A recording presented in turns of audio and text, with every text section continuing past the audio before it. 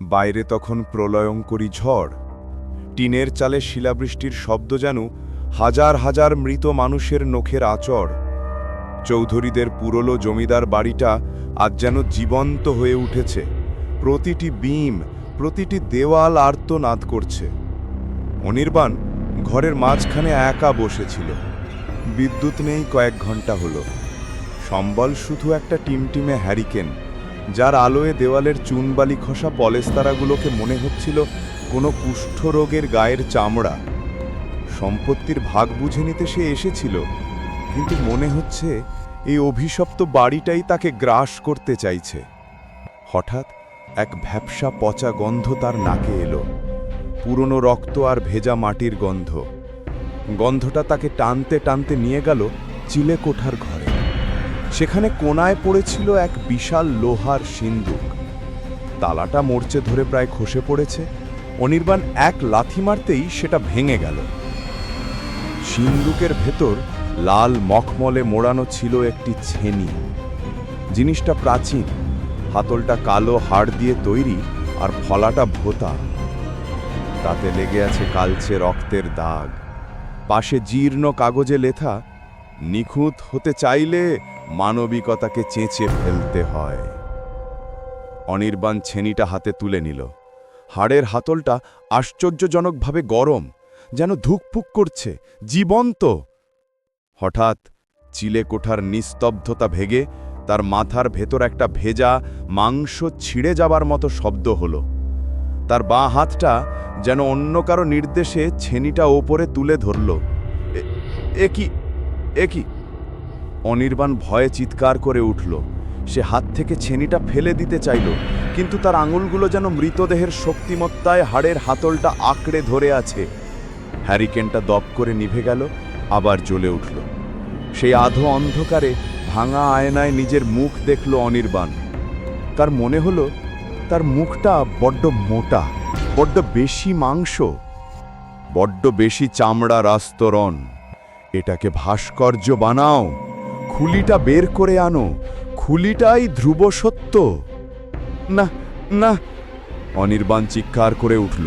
সে ডান হাত দিয়ে বাঁ হাতটা চেপে ধরল, ছেনিটা সরিয়ে নেবার আপ্রাণ চেষ্টা করল, কিন্তু তার বাঁ হাতে তখন কোনো দানবীয় শক্তি ভর করেছে। ধীরে কিন্তু নিশ্চিতভাবে মরচে ধরা ছেনিটা তার গালের হাড়ের কাছে এগিয়ে এলো। প্রথম পঁচটা ছিল নিখুঁত। তীব্র যন্ত্রণায় অনির্বাণের চোখ দিয়ে জল বেরিয়ে এলো। মনে হলো কেউ আগুনের শলাকা ঢুকিয়ে দিয়েছে গালে। গরম নোনা রক্ত ফিনকি দিয়ে ছিটকে পড়ল ধুলোমোজা মেঝেতে। সে হাঁটু গেড়ে বসে পড়ল, ব্যথায় গোঙাতে লাগলো, কিন্তু তার হাত থামল না। সেটা তার গালের চামড়া ফলের খোসার মতো ছাড়াতে শুরু করল। অপরূপ!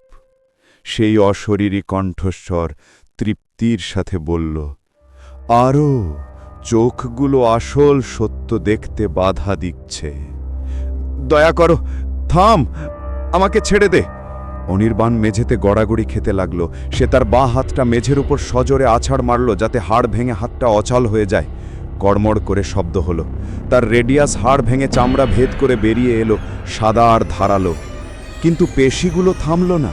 ভাঙা হাত নিয়েও সেই হাড়ের ছেনিটা আবার উঠে এলো। ভাঙা হাতের যন্ত্রণা আর মুখের চামড়া ছাড়ানোর কষ্ট মিলেমিশে এক নারকীয় যন্ত্রণার সৃষ্টি করল। অনির্বাণ এখন রক্ত কান্না কাঁদছে। ছেনিটা তার বাঁ চোখের কোটরে ঢুকে গেল। আমি দেখতে চাই না, আমি আর কিচ্ছু দেখতে চাই না, সে পাগলের মতো বিড়বিড় করতে লাগল। তবে তাই হোক, কণ্ঠস্বরটি বলল। এবার আর নিখুঁত কাজ নয়, শুরু হলো খুবলে নেবার পালা। অনির্বাণের চিৎকার এখন গড় গড় শব্দে পরিণত হয়েছে, কারণ রক্ত তার গলার নালি ভরিয়ে দিচ্ছে। সে চিৎ হয়ে শুয়ে ছটফট করতে লাগলো। তার পায়ের গোড়ালি মেঝের উপর মৃত্যুর তাণ্ডব নৃত্য দেখাচ্ছে। সে বুঝতে পারল এক ভয়াবহ সত্য, সে মারা যাচ্ছে না। ছেনিটা ইচ্ছা করেই ধমনীগুলো এড়িয়ে যাচ্ছে। সে চায় অনির্বাণ এই পুরো প্রক্রিয়াটা অনুভব করুক।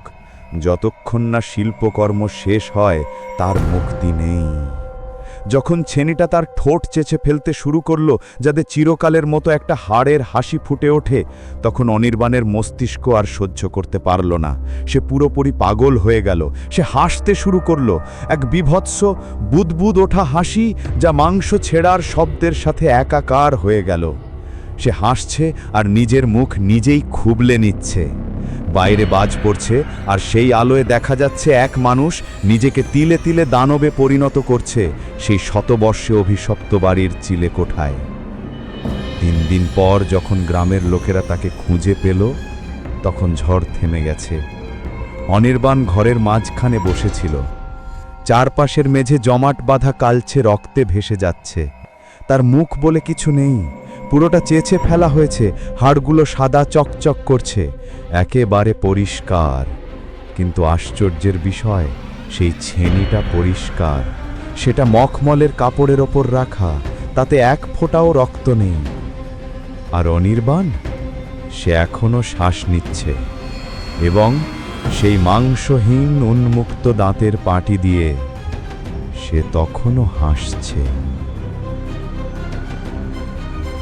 গল্পটা এখানেই শেষ, কিন্তু ভয়টা থেকে যাবে। যদি এই ভয়ঙ্কর যাত্রার সঙ্গী হতে চান, তবে সাবস্ক্রাইব বাটনটি চেপে দিন। আর মনে রাখবেন, আজ রাতে খাটের নিচে উকি দেবেন না।